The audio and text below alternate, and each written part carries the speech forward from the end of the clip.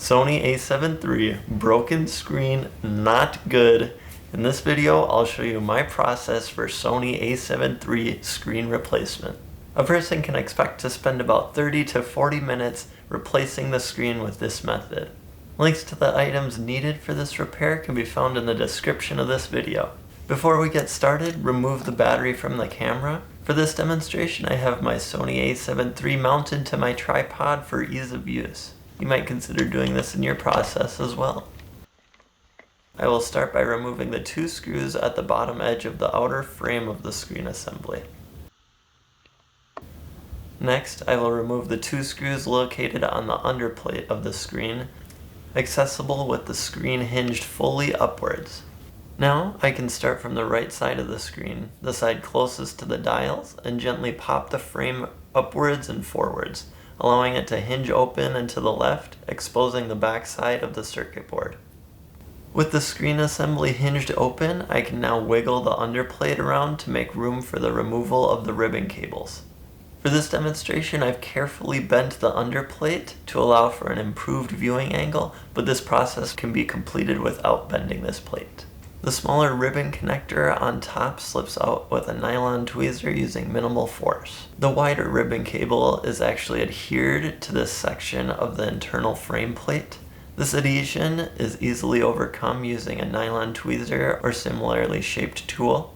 With the ribbon cable no longer stuck to the plate, I pull on the ribbon cable until the connector releases the ribbon cable. Now I can completely remove the screen assembly from the camera. To avoid splintering the glass on the screen further, I'll apply a strip of tape over the glass of the screen. Next, I will gently apply opposing forces on the screen and frame. I pull the outer frame downwards with a fingertip while applying pressure upwards from under the screen. As you can see, this slowly separates the adhesion between the screen and the frame. Once the screen is free from the frame, set it in a safe spot. As you can see here, the frame may have residual adhesive. I will remove this with my spudger before further cleaning with soap and warm water. With a clean and completely dried outer frame, I can apply a small bit of adhesive to the mating surface of the frame. Orientation at this step is crucial. The outer frame has two screw holes at the bottom of the LCD display, and the LCD display has a Sony logo on the bottom of the screen. I install the screen into the front of the outer frame, guiding the ribbon cables out and through the back of the outer frame.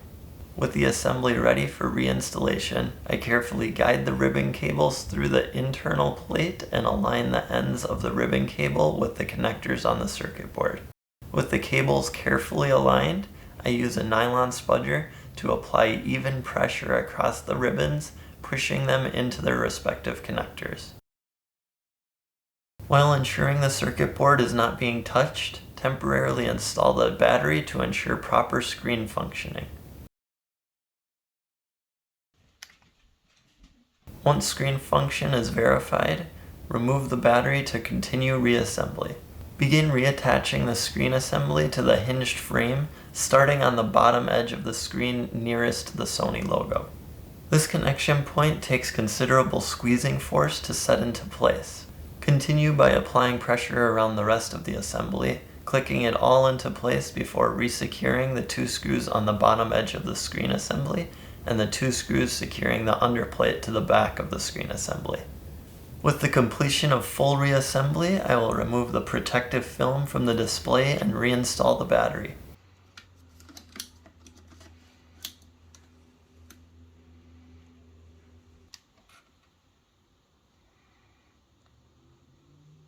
And there we are, a quick and simple guide on Sony A7 III screen replacement.